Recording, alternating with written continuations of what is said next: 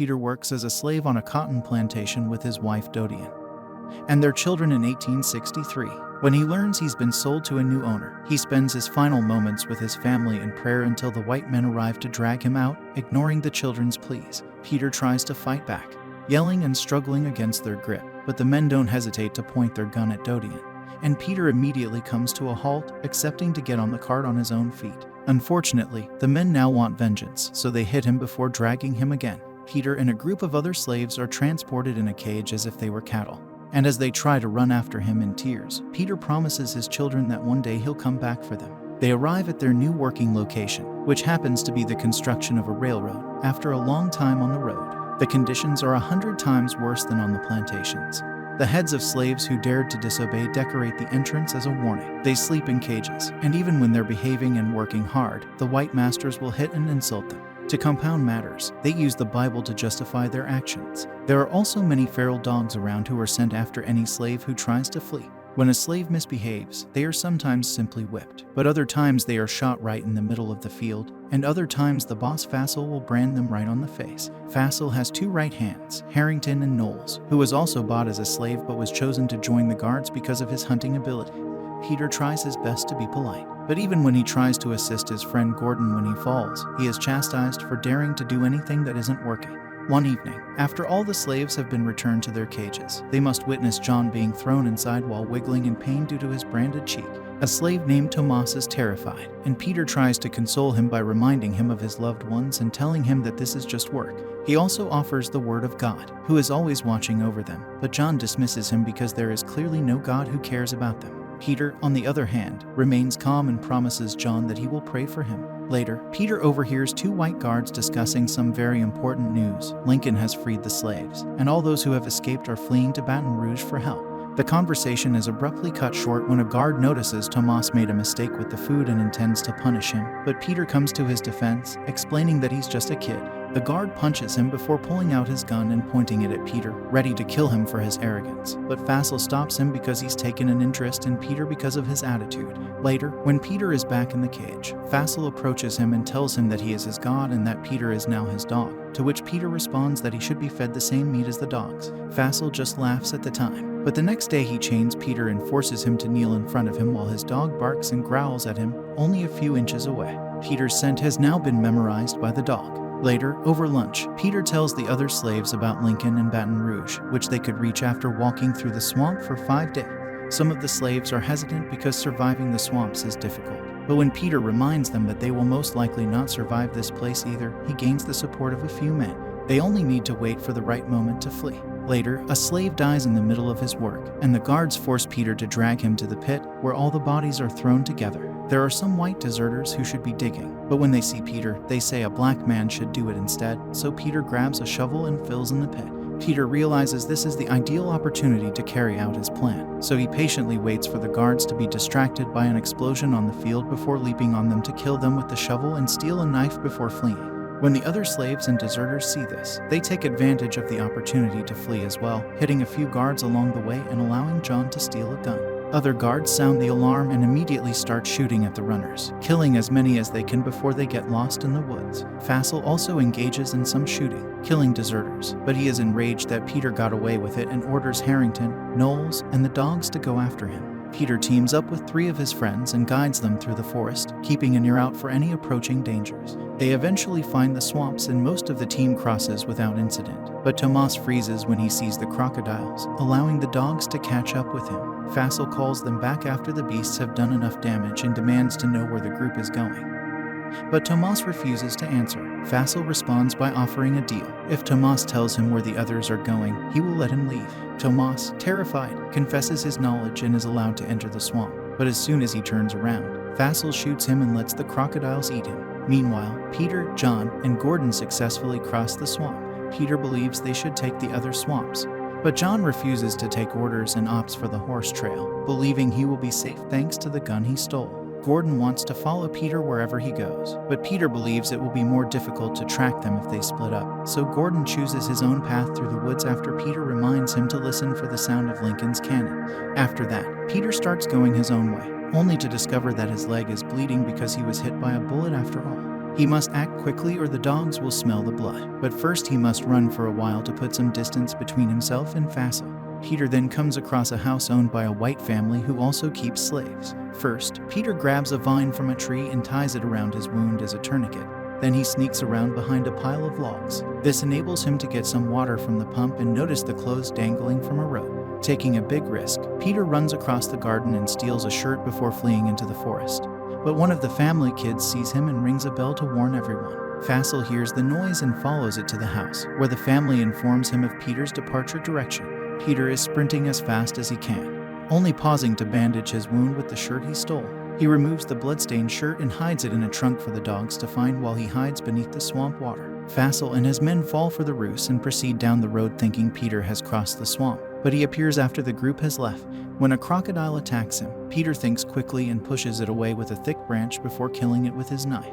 Dodian awakens from a nightmare in which she sees her husband in danger. The kids awaken, worried about their father, but Dodian assures them that he is alive and will return soon because he has survived things that no other man has. When night falls, Peter climbs a tree and uses his knife to remove the swamp leeches from his body, resulting in some blood dripping on the plants around him. Meanwhile, Fassel and his men discover the dead crocodile and open it to find it empty, indicating that Peter escaped through this hole. The group decides to camp for the night and feast on the crocodile, prompting Harrington to compliment Peter on his ability. Fassel immediately chastises him for it and reminds him of a lesson his father taught him. If you give black people just a little bit, they'll demand more and take things like their jobs and lands. The next morning, Peter continues to run while covering his body in mud and animal excrement. This means he's constantly surrounded by flies, but it helps cover up his scent. When he has to cross another swamp, he thinks of his family and prays to his Lord to keep the beasts at bay. And when the sun suddenly shines on him, he interprets it as a sign. While Fassel divides his group to cover more ground, Peter is fortunate to discover an abandoned treehouse with clean water and leftover food. There are also some hot coals, which Peter uses to heat up his knife before cauterizing his leg wound. After that, he places the coals in the empty bucket and climbs a tree to throw the smoke at a beehive, scaring the bees away and allowing Peter to take some honey. Fassel notices the smoke and begins riding toward it, but Peter has already left. The treehouse also has a boat, which a snake is using as its own hiding place, so Peter carefully pushes it away with a branch before jumping into the boat and sailing away while tasting the honey.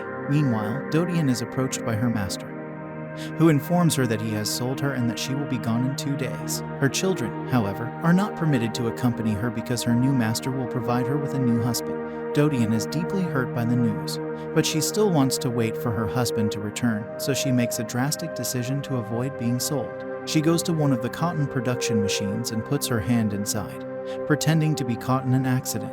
Back to Fassel, he finds the treehouse thanks to his dog's nose and follows Peter's lead as he crosses the river. Peter rushes into the woods, where he is surprised to see John, who is angry because the white men will now come after him as well. Peter swears he isn't being followed and teaches John how to conceal his scent, but John ignores him before they resume their run. Soon after, they hear the dogs barking and rush to hide. Peter goes inside an empty trunk, while John climbs to the top of the tree. Regardless, the dogs follow John's scent, allowing Fassel and his men to easily locate him. When John refuses to come down, Fassel shoots him before demanding information on Peter through violent means. But John still refuses to talk. Fassel decides to take his head and give it to Harrington and Knowles as a message to take back to camp. To avoid witnessing his friend's death, Peter closes his eyes and prays for his soul.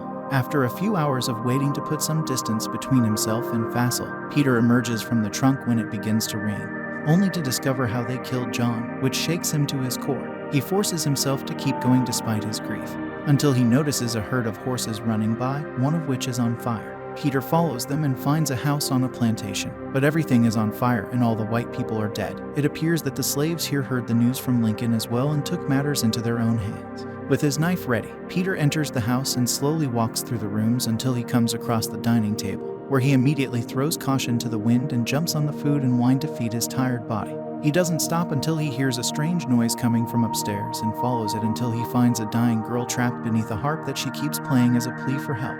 Peter rushes to her aid and leads her outside, where he places her on a table before attempting to fetch some water. The girl, however, is terrified and forces him to stay as she hands him her cross pendant, which Peter accepts, understanding what she requires, a prayer promising God's presence. He's so preoccupied that he doesn't notice Harrington approaching until it's too late, and Peter has to drop his knife and step away from the girl to avoid being shot. The girl dies as soon as Peter leaves her, and he is so enraged that he turns around and kills Harrington with the cross as a stake. Knowles arrives at the same time, but Peter thinks quickly and grabs Harrington's weapon to shoot him. Knowles tries to explain to Peter that someone capable of killing a crocodile might be accepted into Fassel's ranks, but Peter dismisses him as the worst kind and abandons him to die. Because of the barking, Peter decides to run into the cotton fields for cover, and when the dog gets too close, he shoots it. When Fassel discovers the body, he becomes even more determined to apprehend Peter. The next morning, Peter arrives at a beach strewn with the bodies of white men who died during the battles with Lincoln's army. Unfortunately, they do not have any provisions for him to take, but Peter can see ships and hear cannons in the distance, indicating that Lincoln's men are approaching. Excited at the prospect of finally reaching freedom, Peter resumes his run. But a horse appears by his side and knocks him to the ground with a few blows. Fassel is the one who offers Peter some of the meat he requested back in the cage and asks him to beg. Because Peter refuses to obey, Fassel pulls out his gun and reminds him that he is his god. But before he can pull the trigger, someone else shoots him. Before turning to meet his saviors, Lincoln's native guard led by Lieutenant Caillou, Peter tells the falling body that he is no god. When Peter's body succumbs to exhaustion and hunger, the soldiers transport him to the infirmary tent at their Baton Rouge camp. The nun nurse makes Peter rest because his leg wound is infected, and for a few days Peter does nothing but dream about his family.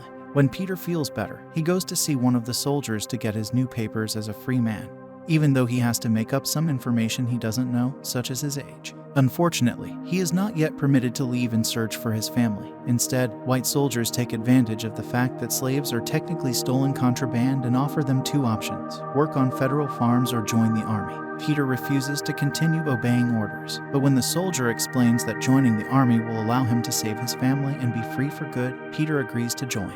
Following that, Peter discovers that the army has also located Gordon, who is hurt but alive. Peter is delighted to see him, but it pains him to inform him about John. Then Peter goes to see Caillou for his uniform, but first he's asked if he'd be interested in helping the cause by posing for something called a photograph. Caillou assures Peter that the white photographers are harmless and have good intentions. It turns out that these men are photographing the reality of slavery in order to inform the world, and Peter agrees to show his bare back to the camera, exposing the scars of hundreds of whippings. Following that, Peter is taken to see the general, who questions him about any information he may have about the railroad the enemy is constructing. After Peter has shared all of the information he has, the general looks at his picture and remarks that those scars equal disobedience, which isn't a good quality to have in the army. Caillou tries to take Peter away, but Peter defends himself, explaining that the scars mean he's been beaten up a lot, but he never stopped fighting, which is important for a soldier. Caillou leads Peter and his soldiers to the trenches at dawn, where he delivers a moving speech reminding them that they are fighting for freedom. Many soldiers are hit by enemy fire while marching, but the group does not stop and joins the fight without hesitation. Soon, there is fire all around them, and Peter is hit by an explosion, rendering him unconscious in a puddle for a few minutes. As soon as he wakes up, he drags his aching body through the mud to continue helping, shooting at the enemy whenever he can and blessing any dying companion he comes across. Caillou is killed in battle, and Peter eventually finds a wounded Gordon. Seeing his friend in such pain and fear inspires him to emerge from his hiding spot and run toward enemy lines. His intention is to stop the cannons, and thanks to all the soldiers who see him as an inspiration and follow him, the native guard triumphs over their enemies. Now that the war is over, the army goes to each plantation to free the slaves. When they arrive at the house where Peter used to work, everyone is shocked, unable to believe the news, but happiness soon overtakes their mood when they realize freedom is truly real. After witnessing his former master's death at the hands of justice, Peter begins looking for his family, nearly breaking down when he can't find them. However, when he begins praying under his breath, he looks to his side and lets God guide him to finally find his wife and children, who rush to meet him with a hug. The photograph of the real Peter became an iconic part of history, traveling around the world many times. Over 400,000 black people escaped to freedom in 1863 as a result of Lincoln's proclamation. By 1865, nearly 4 million slaves in America had been declared free.